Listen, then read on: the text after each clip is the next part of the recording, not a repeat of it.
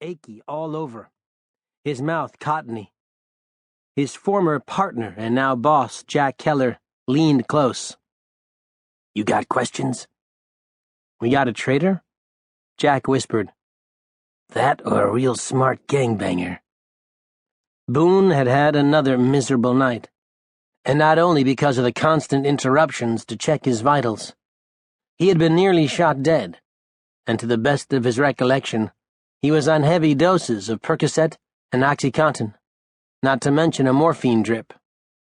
Maybe that's why the activity in his private room the day before now ran together in his mind, a jumble of incomprehensible images, including one he would never forget.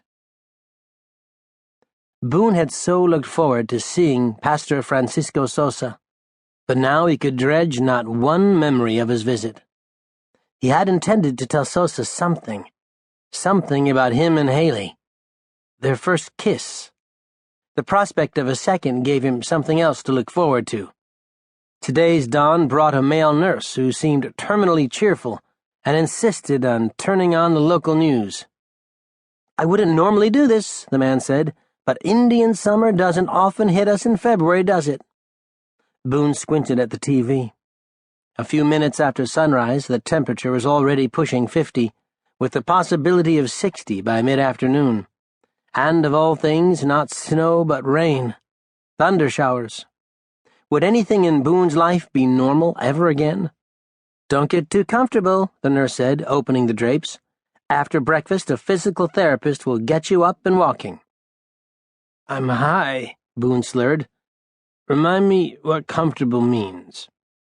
"After that, your surgeon should visit, but I don't even try to predict timing for those guys. You want to go potty before all the fun begins?" "I do. But do we really have to call it that?" The nurse laughed. "Just trying to be delicate, detective. You know, you're on the front page of the Trib this morning?"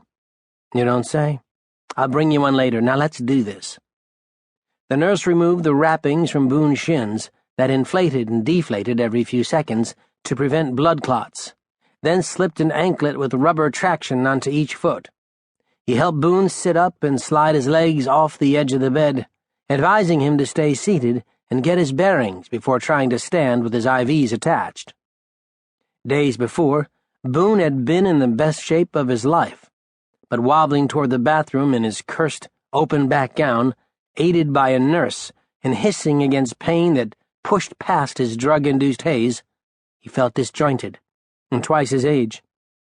He had always hated immobility and dependence, but he knew they would be his lot until he could rehabilitate himself. Boone would be obsessive about that. He was already determined to snap back faster than any patient his caregivers had ever seen. And yet, he couldn't deny that his bed, which had been miraculously changed during the moments he had relieved himself, appealed to him like an oasis.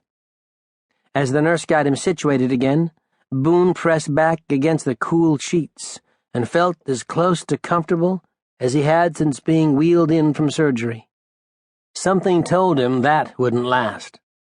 Unique as this experience was, something else was off. Boone couldn't put a finger on it yet, but that would be his project for the day. He would eat what they told him to, ingest what they prescribed, start with as much physical therapy as he could abide, ask every question that came to mind, and try to get a handle on what had gone wrong.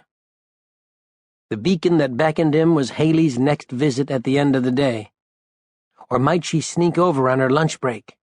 How great would that be? Maybe he could text her, ask her plans. Had she been there when Pastor Sosa was? Could she help him recall any of that visit?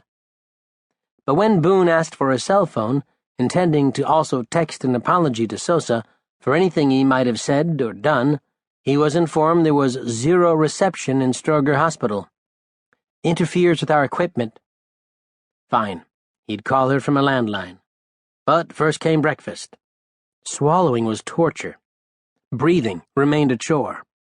And then came the physical therapist, who referred to herself as the PT. "You shouldn't need walker, crutches, or cane," she said. "You're unaffected from the belly down. I'll be right here if you need a hand."